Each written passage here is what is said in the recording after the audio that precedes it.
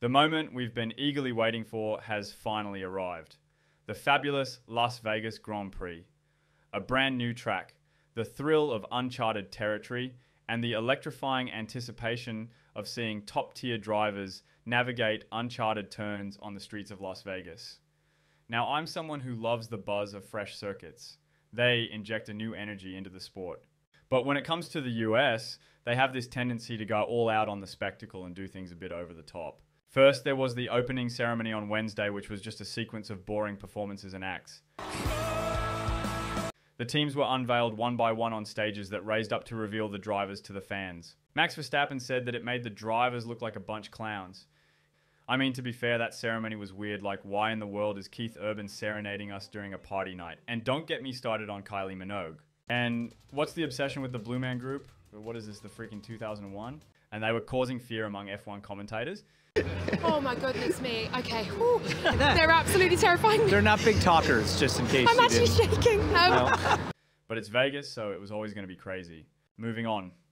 After the shenanigans of the opening ceremony, we proceeded to the first practice session, and it held a unique surprise for everybody. A few minutes into the session, and we see a shot of Carlos Sainz's Ferrari halting abruptly on the side of the track, leaving everyone baffled. Did he hit something? Did the engine give out? The real reason was both shocking and absurd. As Sainz's car passed over a seemingly harmless drain cover, it got loose and hit the underbelly of his Ferrari. This was a major impact. Manhole covers are usually secured, but they clearly weren't designed to endure the immense forces unleashed by modern F1 cars. Miraculously, Sainz emerged physically unharmed, but the car took a massive hit. The floor, engine, and battery were obliterated. A yellow flag shifted swiftly to a red one, suspending the session for safety reasons. This wasn't just a hiccup, it was a big concern. And all the drain covers on the track required reanalyzing and fixing.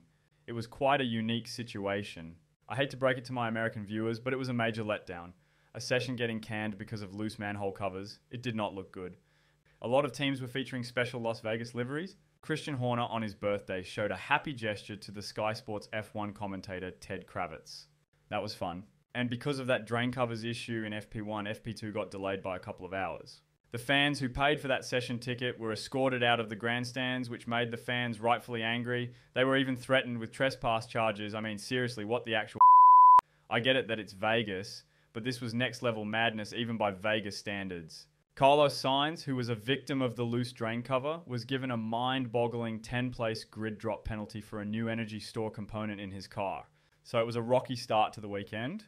Coming into the qualifying, both McLarens got knocked out in Q1, which was a big surprise, along with Ocon, Zhou, and Tsunoda. Max Verstappen and Esteban Ocon had a bit of a moment in Q1. Yeah, that's a joke, honestly. Verstappen diving into one like crazy. What a stupid idiot. In Q2, jaws dropped as both Hamilton and Perez faced an unexpected exit. Hamilton's struggle with pace was evident. He pushed hard, but couldn't find that crucial pace. Shouldn't go fast, mate. Yet Perez's situation was downright mind-boggling. With a mere 3 minutes remaining, he was a whole second behind the quickest time on board. Red Bull called Perez into the pits, and they just rolled him back into the garage. I mean, seriously? Like, he was never safe in sixth with a second down? He should have at least tried to improve. The track was improving at a very high rate. It was a bizarre call from Red Bull. Meanwhile, Hülkenberg, Stroll, and Ricciardo also found themselves out of luck, getting knocked out alongside the two big names. The sheer diversity in Q3 was astonishing, with a whopping 8 different teams making the cut. Williams showed up strong, securing both cars into Q3, an absolutely brilliant performance by both Williams drivers. But it was Charles Leclerc who seized the pole position for the 5th time this season, with his Ferrari teammate Carlos Sainz right behind him, and the world champion Max Verstappen close on their heels. The Red Bull seemed a bit off the pace in single lap performance, which was not surprising as they are quicker in the race trim. And with Sainz's 10-place grid drop penalty, Verstappen was going to be alongside Leclerc on the front row on Sunday. Now before the race, there's a race build-up sequence with grid walk, drivers parade and stuff like that. And in the past, America has not been, let's just say, very great at this stuff. And this time it went something like this, and you decide what you think. From Mexico, it's Sergio Checo Perez!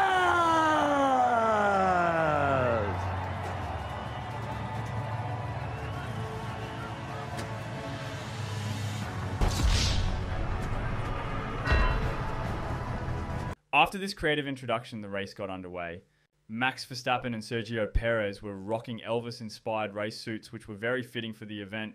The race kicked off with a frenzy at the first corner. Max Verstappen pushed Charles Leclerc off the track, seizing the lead in the process. Despite veering off himself momentarily, Verstappen managed to retain his position at the front of the pack. Meanwhile, behind this high-stakes battle, it seemed like Fernando Alonso decided to showcase his ice skating skills in his Aston Martin, spinning right in front of Bottas, and then Perez also making contact with stationary Bottas with nowhere else to go. And behind that, Carlos Sainz fancied a look down the inside of Hamilton's Mercedes, which resulted in Sainz making contact with the rear left tyre of Hamilton, causing Sainz to spin around. It was pandemonium, with debris strewn across the track, prompting the deployment of the virtual safety car. Perez, Alonso, Bottas, and Sainz hustled into the pits for a quick wing change. But just when things seemed to settle after the VSC, out of the blue, Lando Norris suffered a catastrophic loss of control, slamming into the barriers at breakneck speed. The impact was massive, immediately sending him for a checkup at the medical center. The cause behind this high-speed crash remains shrouded in mystery, but according to McLaren, it was due to a bump on the track that caught Lando by surprise. So the full safety car was deployed as the barriers required repair and the car had to be cleared from the runoff area. When the race resumed, Max Verstappen was handed a 5 seconds time penalty for overtaking off the track on lap 1, which was kind of expected. After his pit stop, Verstappen started charging through the field, while Leclerc decided to go long. On lap 26, Max Verstappen was battling with George Russell for position, when at turn 12 they made contact as Verstappen dived to the inside for overtaking. These two are making it a habit of just showing each other some nice gestures every time they are fighting on track. The contact resulted in damage to Max's front wing end plate, but didn't cause much performance loss. George Russell received a 5 seconds time penalty for the collision, and after the race took full responsibility of the collision, saying he didn't check the mirrors, as he was not expecting the overtake in that turn. So there was another safety car as the debris was scattered on the track. And after the safety car, we were treated with a spectacular three-way battle between Charles, Checo and Max, which was one of the main highlights of the race. First, it was Perez who took the lead from Leclerc, but after a few laps, Leclerc again took the lead from Perez, and then Max first overtook his teammate Checo, and then he overtook Charles for the lead of the race. Then again, Perez overtook Charles after Charles suffered a lockup and went deep into the corner. And just when we thought it was over, on the last lap, Charles Leclerc snatched the second place from Sergio Perez with a late lunge down the inside, which I don't think Perez was expecting, as he didn't even try to defend. Max was giving Checo a distant tow, but in the end, it just wasn't enough. Overtakes were rampant across the track, delivering an absolute roller coaster of a race. Brilliant racing from Charles, but another race added to his record tally of starting from pole and not winning it, which was kind of sad. Great drive from Perez as well, starting at the bottom after pitting for a nose change on lap 1. It was a brilliant recovery drive, helped by the timing of the safety cars. The second place was totally within reach, but again, it's been like this with him almost the whole season. In Brazil, he missed on the podium when Fernando overtook him on the last lap. He is always just so close, but not close enough to capitalize on a greater result. But I think this result will give him a lot of confidence going into the last race of the season this weekend. And with that impressive third place finish, he not only solidified his hold on second place in the championship, but also gave Red Bull their first ever 1-2 finish in the standings. I think it was the only remaining achievement for Red Bull to accomplish this year. They have been so dominant this whole season, winning 20 out of the 21 races. As for Lewis Hamilton, he was quite unlucky in the race. Despite his relentless efforts, a stroke of misfortune hit him hard from the get-go, with first lap contact from Sainz. Then later, a puncture caused by a minor contact with Oscar Piastri saw him fall down the order, finishing in a decent 7th place in the end and sealing his spot in 3rd place for the season's standings. Esteban Ocon pulled off a stellar performance, claiming a fantastic 4th place finish, marking his second best result of the season.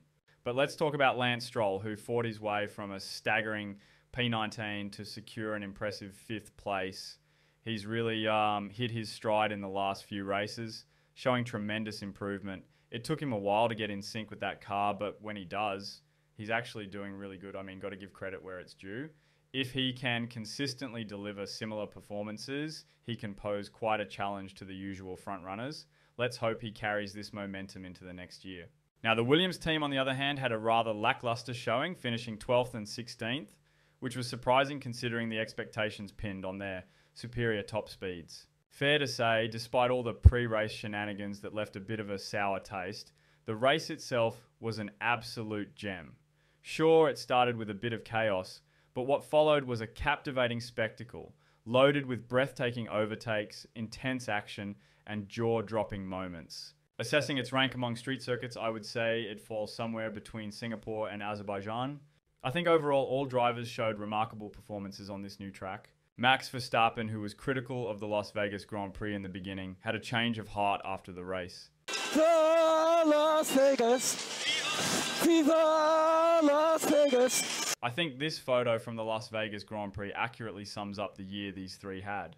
So that was all for the Las Vegas Grand Prix. And while the top 3 positions in the Drivers' Championship have been settled, the fight for second place in the Constructors' Championship remains intense. Ferrari and Mercedes are neck and neck, with a mere 4-point gap between them.